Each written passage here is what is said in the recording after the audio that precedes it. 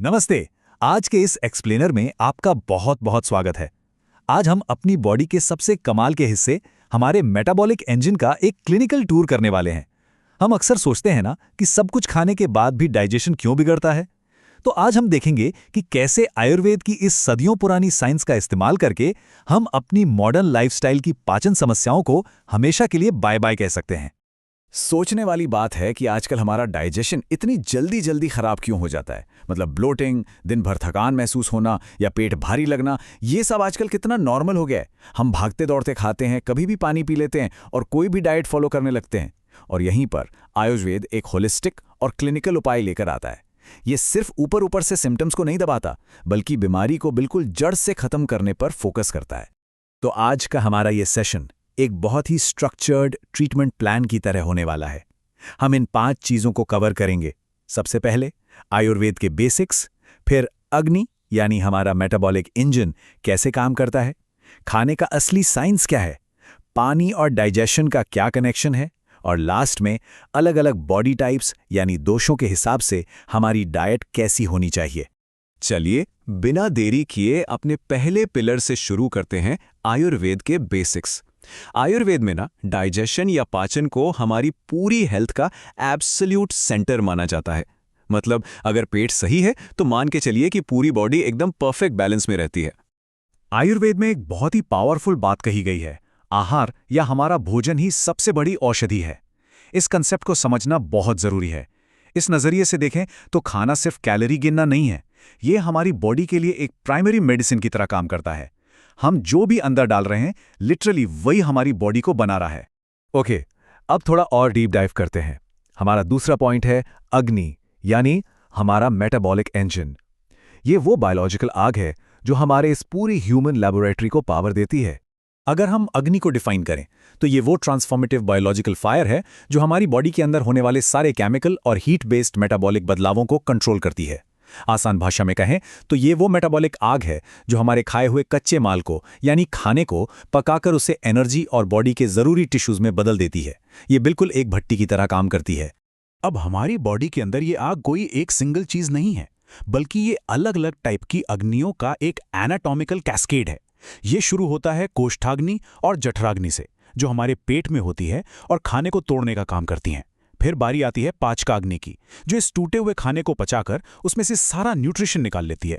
और एकदम आखिर में सेलुलर लेवल पर काम करती है धातुवाग्नि, जो इसी न्यूट्रिशन को हमारी मसल्स, ब्लड और हड्डियों में कन्वर्ट कर देती है। सोचिए ये कितना अमेजिंग चेन रिएक्शन है। तो चलिए अब तीसरे हिस्से पर आते हैं, खाने का साइंस। यहाँ हम अपना क्लिनिकल फोकस इस बात पर शिफ्ट करेंगे कि हम फिजिकली और बिहेवियरली कैसे खाते हैं, क्योंकि हमारा बैठने का तरीका और हमारे आसपास का माहौल हमारी बॉडी के बायोलॉजिकल रिस्पॉन्स को पूरी तरह से बदल सकता है। ये बड़ा ही इंटरेस्टिंग है। डाइनिंग टेबल पर बैठकर खाने और जमीन पर सुखासन यानी क्रॉस लेग्ड बैठने के बीच का जो बायोलॉजिकल डिफरेंस है ना, वो एकदम माइंड ब्लोइंग है। देखिए, जब हम कुर्सी पर बैठते हैं तो सारा ब्लड हमारे पैरों के निचले हिस्से में जमा होने लगता है, जिससे हमारे हार्ट को ज्यादा काम करना पड़ता है। लेकिन जमीन पर बैठने से क्या होता है, ब्लड फ्लो सीधे हमारे डाइजेस्टिव ऑर्गन्स के आसपास रहता है। और सबसे जरूरी बात, ये हमारी वेगस नर्व को एक्टिवेट करता है। यही वो नर्व है जो दिमाग को सिग्नल देती है कि हाँ, पेट भर गया है, और हम ओवर ईटिंग से बच जाते हैं। आयुर्वेद में महर्षि चरक ने खाना खाने के 8 क्लिनिकल रूल्स बताए हैं। इनमें आता है खाने का नेचर यानी प्रकृति, उसकी प्रोसेसिंग, कॉम्बिनेशन, सही क्वांटिटी, खाना कहाँ से आया है यानी सोर्स, खाने का समय, खाते वक्त हमारे मैनर्स जैसे टीवी न देखना, और खाने वाले का खुद का बॉडी टाइप।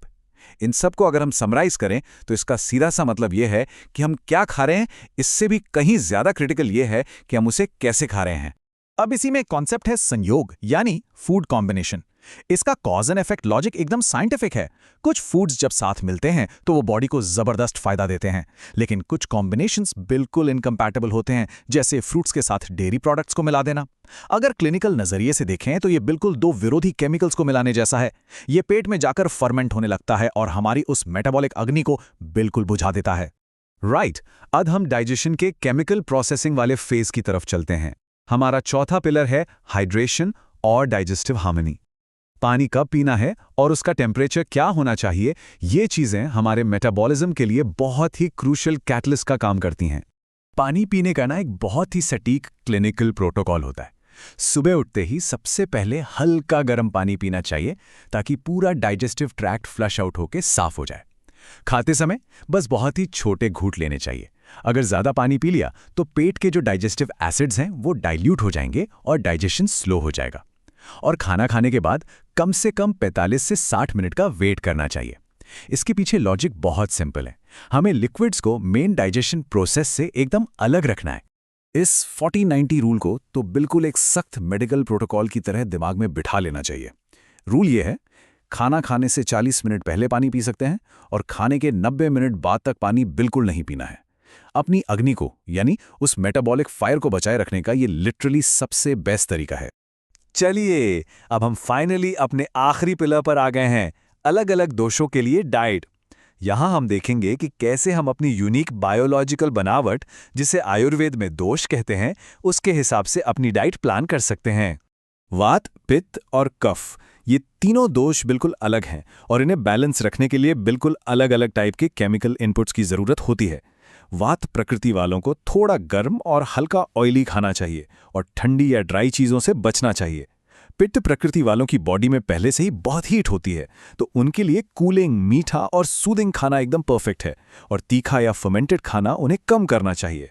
वहीं कफ प्रकृति वालों को लाइट, ड्राई और गर्म खाना सूट करता है और उन्हें बहुत हैवी, ऑयली या ज़्यादा डेयरी वाले खाने से बचना चाहिए। और हाँ, खाने की क्वांटिटी को हमारी बॉडी की नेचुरल बायोलॉजिकल क्लॉक यानी सर्केडियन रिदम से मैच करना भी उतना ही जरूरी है। सुबह 7 से 9 के बीच कफ का टाइम होता है, तो एक लाइट ब्रेकफास्ट बेस्ट है। दोपहर 12 से 1 के बीच हमारी अग्नि यानी पित्त अपने एब्सोल्यूट पीक पर होता है, तो दिन का सबसे हेवी मील इसी टाइम होना चाहिए। और शाम को 6 से 7 के बीच एकदम हल्का डिनर, ताकि हमारी बॉडी को रात भर पूरे 12 घंटे का एक रिस्टोरेटिव फास्ट मिल सके और वो खुद को अच्छे से हील कर सके। तो जाते जाते एक बहुत ही क्रिटिकल सवाल छोड़कर जा रहा हूं, क्या हमारा ये मेटाबॉलिक इंजन सही टाइम पर, सही फ्यूल पर चल रहा है? एक बार अपनी डेली रूटीन पर नजर डालिए और खुद से पूछिए, क्या हम अपनी अग्नि की रिस्पेक्ट कर रहे हैं? इन आयुर्वेदिक प्रिंसिपल्स को अपनी लाइफ में ट्राई करके देखिए। यकीन मानिए, आपको अपनी बॉडी में एक कमाल का पॉजिटिव चेंज नजर आएगा। आज के इस एक्सपीरियंस से जुड़ने के लिए बहुत बहुत शुक्रिया। बस यूं ही सीखते रहिए और हेल्दी रहिए।